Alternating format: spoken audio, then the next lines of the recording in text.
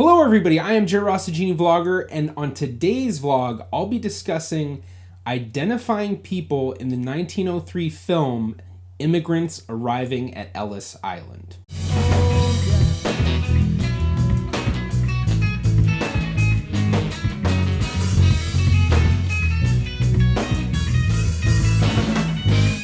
Earlier this year, I made a video about identifying a family in the 1911 Tour of New York City film, and after that, I had a lot of people saying that I should do that for other old films. Since the 1911 video was one that I had originally seen on Guy Jones' channel, I decided to look through all the different videos and see if there was one where I thought there might be enough information to figure out who was in the film. And after looking through, I found this film from 1903 of immigrants arriving at Ellis Island. And there seemed to be a whole lot of different pieces of information that I could possibly use. We had a date for the film, which was July 24th, 1903.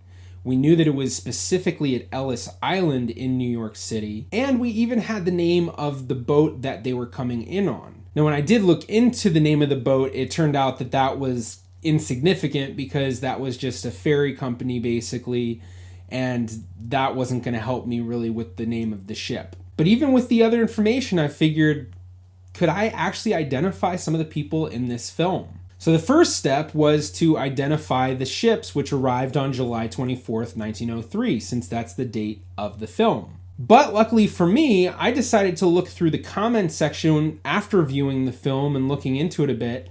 And one of the comments led me to figure out that July 24th, 1903 wasn't actually the date the film was made, it was the date the film was registered. But being that this is just a YouTube comment, I didn't want to rely on that alone. So I looked further into it and I ended up finding the film located on the website for the Library of Congress.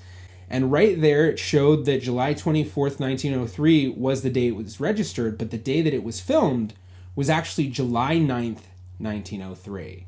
Now this is really important because if we're trying to identify the ship, knowing the day of arrival is a major part because we are going to get different ships on different days. But now that we had the actual day, July 9th, 1903, the next thing to do was to find out what ships arrived on July 9th, 1903. And in looking at the lists on Family Search, you can actually look through all of the manifests of all the ships arriving at Ellis Island. I was able to identify 4 different ships which had arrived. The 4 ships were the SS Neapolitan Prince from Naples, the SS Calabria, also from Naples, the SS Città di Napoli from Palermo, and the SS Patricia from Hamburg. But now that we had 4 ships, we had to figure out what ship was it. And one thing that I thought was, well, if we have 3 ships from Italy and 1 from Hamburg, maybe we could figure out, or at least rule out, some of them using the clothing of the immigrants. So looking at the clothing, I personally felt like they seemed more along the lines of Italian clothing of the time. A lot of people who came on the ship from Hamburg weren't necessarily from Germany, so it could possibly be from that. So unfortunately, this part was not very helpful for me. For the research, I was watching this film over and over and over, and one of the things that really stuck out to me was that there was this one guy who seemed to be really well dressed, and he got off the boat first before anyone else. He didn't seem like he was an Ellis Island official. If he was, he didn't wear a uniform, and I thought that was a little odd. But as I went through the manifests, I also noticed something very interesting. The first page of the manifest for the SS Città di Napoli showed only 1 passenger.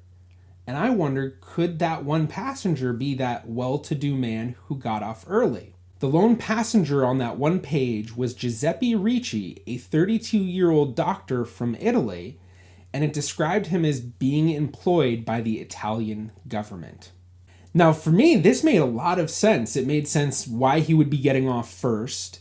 It also made sense why he was very well dressed. If he was working for the Italian government and he was a doctor, I imagine he was very well to do. So I decided that I would start looking into Giuseppe.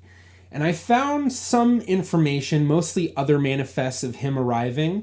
Somewhere I could say that it was definitely him because not only did the age match up, but it also talked about him being a doctor and employed by the Italian government. And then other manifests, which I assume were likely him, but I couldn't be for certain because the information just didn't correlate well enough. And I tried to figure out something with records in Italy for him, but unfortunately with such a common name such as Giuseppe Ricci and only having an age, I didn't really have much to go off. So my next plan was contact the Italian government. If he worked for the Italian government, maybe they had records, and even better, maybe they had a photograph of him. Now, Italy has obviously had a lot of turmoil in the 20th century, as pretty much all of Europe, but it's still possible that there may be records available. So I contacted all sorts of Italian government agencies, especially ones that had to do with health and medical, because if he was a doctor, then he would have been dealing with that kind of stuff. But unfortunately for me, it was right around this time in the research where COVID-19 started to really ravage Italy. And I did receive a few responses from these agencies, but most of it saying that while they appreciated the work that I was doing, they were understaffed and overwhelmed and unable to help me out, at least at this time. So the next thing I thought was, well, if I'm looking into something about Ellis Island, maybe I should contact them. I heard back from a Barry Moreno who was an expert on Ellis Island and worked at the Bob Hope Memorial Library at Ellis Island. And in fact, if you look into information about Ellis Island, it's very likely that you will find some of the books by Barry Moreno. And the information he sent me was immensely helpful. He explained to me at what point in the journey the immigrants were at, and basically the journey had gone from where they went from Europe to the US, and they would then land at one of the piers in Manhattan off of the Hudson River. And it's from there that they would then take that steamboat, the one that we see in the film, the W.M. Myers Excursion, and they would have taken that there to the Ellis Island docks. And that's the point that we are seeing, is them arriving after being taken from the pier. But they still have yet to go through that famous Ellis Island building that many have seen, especially if you've seen The Godfather, where they have all of those people in those long lines. He noted that most of the passengers were likely steerage passengers, but he also pointed out that the gentleman in the uniform holding all those papers, who was about the third person to get off the ship, he was likely the immigrant inspector. Now, this was huge for this because in every manifest, there will be at least one affidavit, many times an affidavit for every page, signed by the immigrant inspector. He would have been the one who went through the ship, taking down the names of every single passenger and all of their information. So then it became, if we could name the immigrant inspector, then we can name what ship this was. But unfortunately, the immigrant inspectors only signed it. There was no place where they really printed their name, and most of these inspectors had fairly hard signatures to read. So I reached out to Barry Moreno again, and I asked him if there was any information about the workers at Ellis Island, if there was anything that I could look into to possibly get names to try to correlate to the signatures. And he gave me the actual employee list. And being that these workers were technically government workers working at Ellis Island, there's an entire directory of all of the people who worked there. Even better was the date for this list was July 1st, 1903, just 8 days before the making of this film.